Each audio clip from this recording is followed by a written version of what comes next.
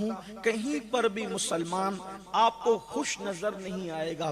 جہاں پر مسلمانوں کی حکومتیں ہیں وہاں بھی کچھ نہ کچھ مسائل مسلم امہ کے ساتھ ہیں۔ مثال کے طور پر اگر کہیں پر ظالم حکمران مسلمانوں کے گھر جلا رہے ہیں تو کہیں پر مسلمان بھکمری کا شکار بھی تو ہے۔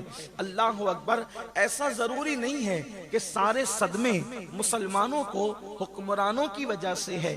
کہیں حکمران فرعون بن گئے، کہیں حکمران نمرود بن گئے، کہیں حکمران بخت نصر بن گئے، کہیں حکمران شداد اور قارون بن گئے، اور کسی کا گھر توڑ رہے ہیں، کسی کا گھر جلا رہے ہیں، کسی کو صدمے پہنچا رہے ہیں، کسی کو دکھ پہنچا رہے ہیں۔ اسی طرح سے کہیں پر مسلمان بھوک سے بے چین ہے، ننھے ننھے بچے بھوک کی وجہ سے تڑپ رہے ہیں، سسک رہے ہیں۔ کسی علاقے میں، کسی ملک میں عورتوں کی آبرو سے کھیل کھیلا جا رہا ہے، کئی بچوں کو یتیم کیا جا رہا ہے، کئی عورتوں کی آبرو لوٹی جا رہی ہے، ان کی گود کو خالی کیا جا رہا ہے۔ یہ کسی ایک دو ملک کی داستان نہیں، یہ دنیا کے تمام ممالک کا حال ہے، کہیں کم کہیں زیادہ۔ پوری دنیا کے اندر مسلم امہ بے چین ہے، سسک رہی ہے، تڑپ رہی ہے، بے قرار ہے۔ یقیناً جن لوگوں کو خود کی خبر نہیں ان کو عالم کی خبر کیا ہوگی، لیکن یہ حقائق ہیں۔ جب بھی کسی کا گھر ٹوٹتا ہوگا، جب بھی کسی کے گھر سے دھواں نکلتا ہوگا، جب بھی کسی کے گھر سے آگ اٹھتی ہوگی، جب بھی کسی کی بیٹی کی آبرو لٹتی ہوگی، جب بھی کسی ماں کی گود بیوہ جو ہے وہ خالی ہوتی ہوگی، اجڑتی ہوگی، جب بھی کسی بچے کو یتیمی کا داغ دیکھنا پڑتا ہوگا، جب بھی کوئی خاتون جوانی کے عالم میں بیوہ ہو کر سسکتی ہوگی، تو آپ تصور کر سکتے ہیں کہ ہر ایک کی نگاہ آسمان کی طرف اٹھتی ہے، اور ہر بندہ یہ چاہتا ہے بلکہ اپنے تصورات اور تخیلات کی دنیا میں ایک اللہ کے ولی کے قدموں میں بیٹھ کر کے عرض کروں، جب بھی کوئی معصوم یتیم ہوتا ہوگا تو وہ آسمان کی طرف آنکھوں میں آنسو لا کر سنت سکینہ پر عمل کرتے ہوئے یہ کہتا ہوگا، میرے اللہ میں تو یتیم ہو گیا، آخر آسمان سے مدد کب آئے گی؟ اس لیے کہ تو مددگار ہے نا مسلمانوں کا، تو مددگار ہے نا مومنوں کا، آسمان سے تو مسلمانوں کی مدد کو کب نازل کرے گا؟ مدینہ منورہ سے مدد کے قافلے کب اتریں گے؟ بدر و احد کے اندر جیسے فرشتے امداد کو آئے تھے، آج مسلمانوں کی تو امداد کب کرے گا؟ اللہ اکبر۔ یتیم ہوتا ہوا معصوم نگاہ اٹھا کر خدا کی مدد کا طالب ہے، کسی بیٹی کی لٹتی ہوئی آبرو نگاہ اٹھا کر خدا کی امداد کی طالب ہے، خدا کی مدد کو طلب کر رہی ہے۔ جب کسی کا جنازہ زمین پر بے گور و کفن تڑپتا ہوگا، ارض فلسطین پر جب کسی کی جوانی خاک و خون میں لٹتی ہوگی، تو یقیناً کوئی ماں اپنی باہوں کو پھیلا کر کے کیا قدرت سے یہ نہ کہتی ہوگی، مولا تو مدد کب کرے گا؟ ہماری مدد، ہمارے لیے مدد نازل فرما۔ گویا کہ بھوکے اللہ سے مدد طلب کر رہے ہیں، جو لٹتی ہوئی آبرو خدا سے مدد طلب کر رہی ہے، اٹھتے ہوئے جنازے خدا سے مدد طلب کر رہے ہیں، یتیم ہوتے ہوئے بچے خدا سے مدد طلب کر رہے ہیں، بیوہ ہونے والی جوان خدا کی مدد طلب کر رہی ہے۔ جب تک اللہ کی مدد نہیں آتی اس وقت تک کائنات میں انقلاب نہیں آ سکتا۔ اللہ اکبر۔ اسی طرح لوگ لٹتے رہیں گے، اسی طرح لوگ پٹتے رہیں گے، اسی طرح لوگ بھوکے رہیں گے، اسی طرح لوگ سسکتے رہیں گے، اسی طرح لوگ تڑپتے رہیں گے۔ مدد کیوں نہیں آتی؟ اللہ نے تو ابراہیم خلیل کی مدد کی تھی۔ یہ واقعہ مسلمان کے بچے کو یاد ہے، اللہ نے ابراہیم کی مدد کی تھی۔ کس طرح سے؟ اللہ اکبر۔ جب وقت کا بادشاہ نمرود بن گیا اور اس نے ابراہیم پہ ظلم کیا تو نار نمرود ابراہیم کے لیے گلزار ہو گئی تھی علیہ السلام۔ بولو آسمان سے مدد آئی تھی کہ نہیں آئی تھی؟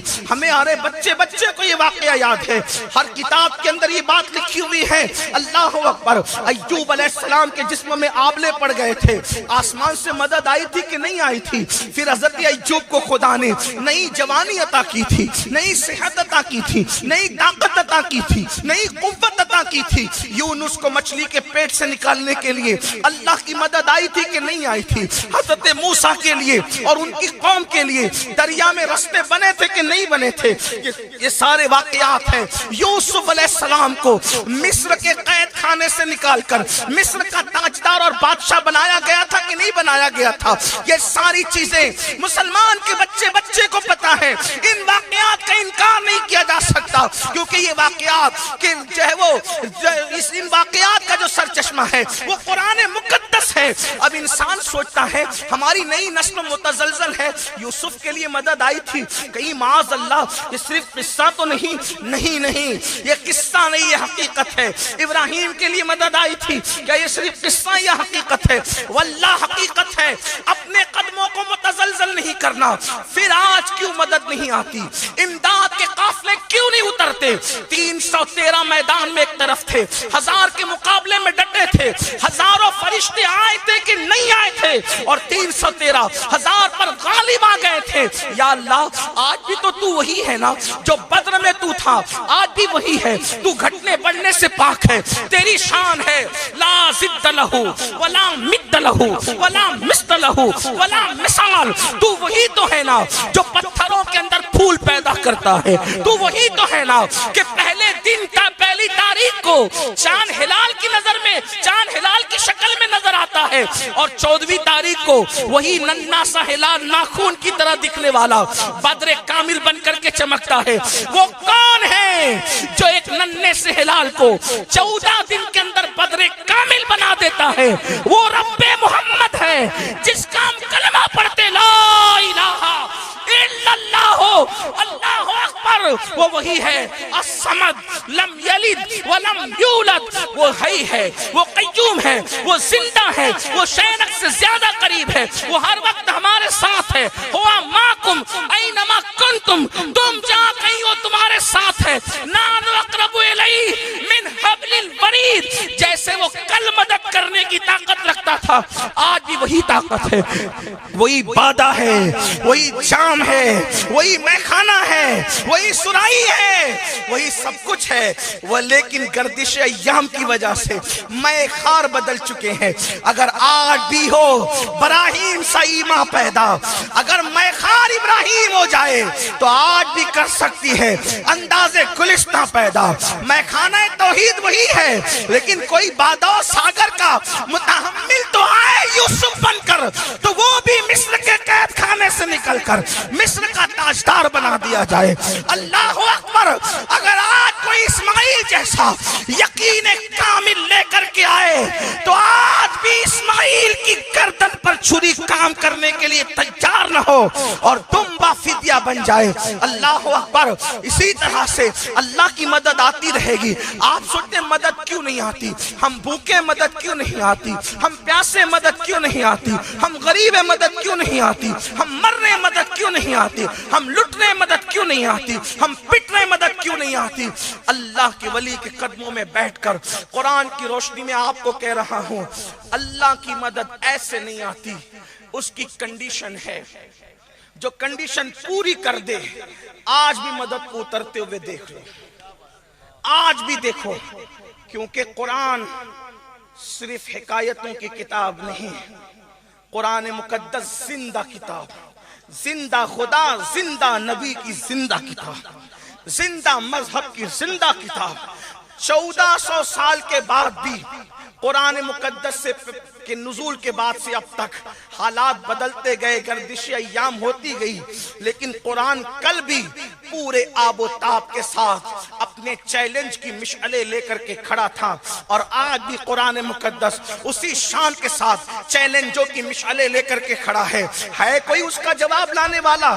اللہ اکبر. وَإِن كُنتُمْ فِي رَيْبٍ مِّمَّا نَزَّلْنَا عَلَىٰ عَبْدِنَا فَأْتُوا بِسُورَةٍ مِّن مِّثْلِهِ وَادْعُوا شُهَدَاءَكُم مِّن دُونِ اللَّهِ إِن كُنتُمْ صَادِقِينَ. آج بھی قرآن کا چیلنج ہے کوئی اس چیلنج کا جواب لانے والا؟ نہیں، ہرگز نہیں. آپ مجھ سے پوچھنا بولنا چاہتا ہوں، اللہ کی مدد اگر چاہتے ہو، چاہے اپنی نجی زندگی میں، پرسنل لائف میں چاہتے ہو، یا اپنے گھر کے اعتبار سے چاہتے ہو، یا اپنے گاؤں کے اعتبار سے چاہتے ہو، یا اپنے ملک کے اعتبار سے چاہتے ہو، یا پوری کائنات کے اعتبار سے چاہتے ہو، اگر چاہتے ہو اللہ کی مدد، ایک کنڈیشن ہے، ابھی مدد اترتے ہوئے دیکھو گے۔ واللہ میں کوئی خطیب نہیں کہ خطابت کے جوہر دکھا کر چلا جاؤں، پوری ذمہ داری کے ساتھ ایک ولی کو سبق سنانے کے لیے آیا ہوں، ان کی موجودگی میں کہہ رہا ہوں، اور میرا عقیدہ ہے ولی زیر زمین جنت کی ہوائیں کھاتے ہوئے میری اس گفتگو کو سماعت کر رہے ہیں، اور انشاءاللہ وہ قیامت میں گواہی دیں گے۔ اللہ اکبر۔ میرے آقا علیہ السلام کے دیوانوں، تم جہاں چاہو اللہ کی مدد آ جائے، تم جہاں چاہو اللہ کی نصرت آ جائے، لیکن کنڈیشن ہے، اللہ کی مدد ایسے نہیں آتی۔ قرآن اس کے لیے 2 شرط لگاتا ہے، استعینوا بالصبر والصلاۃ، اللہ کی مدد طلب کرو صبر اور نماز کے ذریعے سے۔ اللہ کی مدد کیسے آئے گی؟ 2 چیزوں سے۔ خواتین کی بھی توجہ چاہتا ہوں، اللہ نے کنڈیشن لگائی ہماری مدد، آپ دیکھ لو جس پہ مدد آئی وہ صابر بھی تھا اور نمازی بھی تھا۔ کسی بے نمازی پر اللہ کی مدد نہیں بتا سکتے۔ توجہ کریں، 72 اور 22,000، ان 72 میں صابر بھی ہے، بے نمازی بھی ہے، اس لیے مدد حسین کے لیے آئی، مدد یزید کے لیے نہیں آئی۔ حالانکہ حسین بھی اللہ کا بندہ ہے اور یزید بھی اللہ کا بندہ ہے، لیکن اللہ کی کنڈیشن ہے، ہم بندگی نہیں دیکھتے، ہم کنڈیشن دیکھتے ہیں، ہم خاندان بھی نہیں دیکھتے، کنڈیشن دیکھتے ہیں۔ استعینوا بالصبر والصلاۃ، جہاں صبر اور نماز ہے وہاں میری مدد کے جلوے دے۔ سبحان اللہ، نعرہ تکبیر، نعرہ رسالت، سبحان اللہ سبحان اللہ سبحان اللہ۔ علماء کی موجودگی میں ذمہ داری سے کہوں، بدر میں دونوں اولاد ابراہیم ہے، بدر میں دونوں اولاد اسماعیل ہے۔ ابو جہل کا شجرہ نسب بھی ابراہیم علیہ السلام سے جا کے ملتا ہے، اگرچہ ظاہری میں، حالانکہ کفر نسبتیں کاٹ دیتی ہے، کفر کی نسبتیں، کفر نسبت کاٹ دیتی ہے لیس من اہلک کہہ کر، لیکن شجرہ تو تھا نا، انہیں تو یہ غرور تھا کہ اولاد ابراہیم، ہم متولی کعبہ ہے۔ ابو جہل کا شجرہ نسب بھی ابراہیم سے مل رہا ہے، اور ابو بکر کا شجرہ نسب بھی ابراہیم سے مل رہا ہے۔ ابو جہل کو مدد نہ آئی، ابو بکر کو مدد آئی، اس لیے کہ ابو بکر صابر بھی تھے، ابو بکر نمازی بھی تھے۔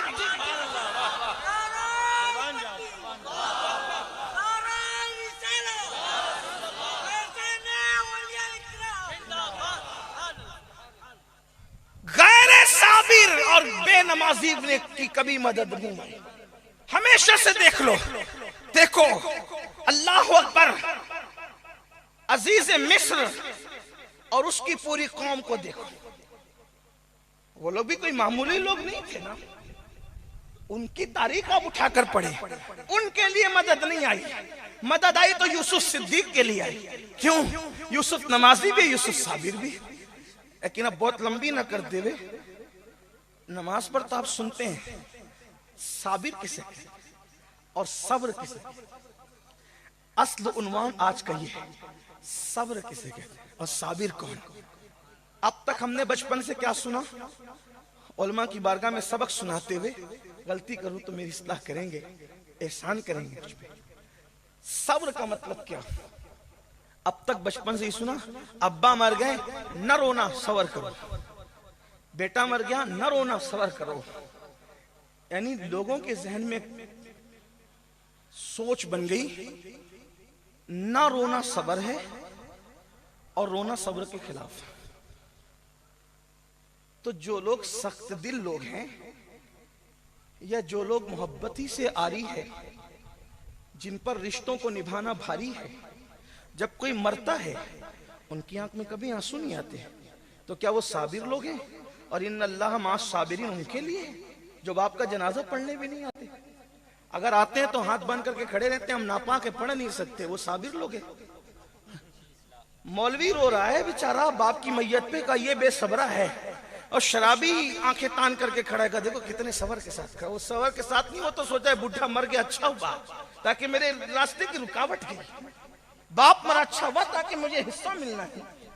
بڑی معذرت کے ساتھ، رونا صبر کے خلاف نہیں، رونے سے رکنا صبر نہیں۔ اگر رونا صبر کے خلاف ہوتا اس حدیث کا جواب آپ کہاں سے لائیں گے کہ میت پر تو رسول اللہ خود بھی روئے ہیں، میت پر حضور خود بھی روئے ہیں، اور پوچھا گیا تو حضور نے فرمایا یہ صبر کے خلاف نہیں ہے، یہ تو نشانی محبت ہے۔ رونا بے صبری نہیں ہے، رونا تو محبت کی نشانی ہے۔ کہاں کہاں بتاؤں کہاں روئے؟ اماں خدیجہ کا جنازہ ہے، رو رہے ہیں۔ حضرت ابراہیم کو دفن کرنے رو رہے ہیں۔ حضرت ابراہیم کے موقع پر تو لوگوں نے پوچھ لیا، یہ ابراہیم ابن محمد حضور علیہ السلام کے سب سے کم سن صاحبزادے، آخری صاحبزادے جو حضرت ماریہ قبطیہ سے پیدا ہوئے، ان کا وصال ہوا تو حضور دفن کرتے ہوئے رو رہے، خاموش آنسو جاری۔ حضور آپ نے تو منع کیا رونے سے، آپ رو رہے ہیں۔ فرمایا یہ رونا منع نہیں، یہ تو محبت کی نشانی ہے۔ کہ کوئی جدا ہو رہا ہے، کوئی دل کا پھل ٹوٹ رہا ہے، کسی کی گود خالی ہو رہی ہے، کسی کی گود اجڑ رہی ہے، کسی کے جانے سے تانے کا ذریعہ کچھ بن رہا ہے نا؟ تو یہ رونا صبر کے خلاف نہیں، محبت کی نشانی۔ حضور روئے، ماں خدیجہ کے جنازے پر روئے، حضرت ابراہیم کے وصال پر روئے، اسی طریقے سے حضرت حمزہ کے جنازے پر روئے، اسی طریقے سے حضرت اسود کے جنازے پر روئے، حضرت شہدائے احد کے جنازے پر روئے۔ حضور علیہ السلام آنکھوں سے آنسو جاری ہے، حتیٰ کہ بعد وصال بھی حضور امام حسین کی شہادت پر روئے۔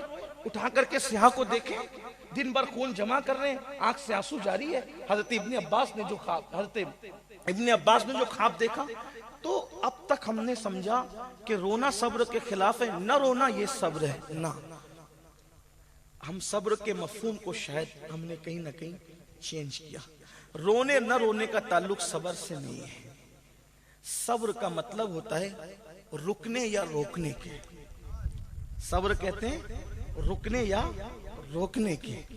تو صبر کا جو اصل مفہوم ہے وہ ہے اس سے رکنا جس سے اللہ نے روک دیا۔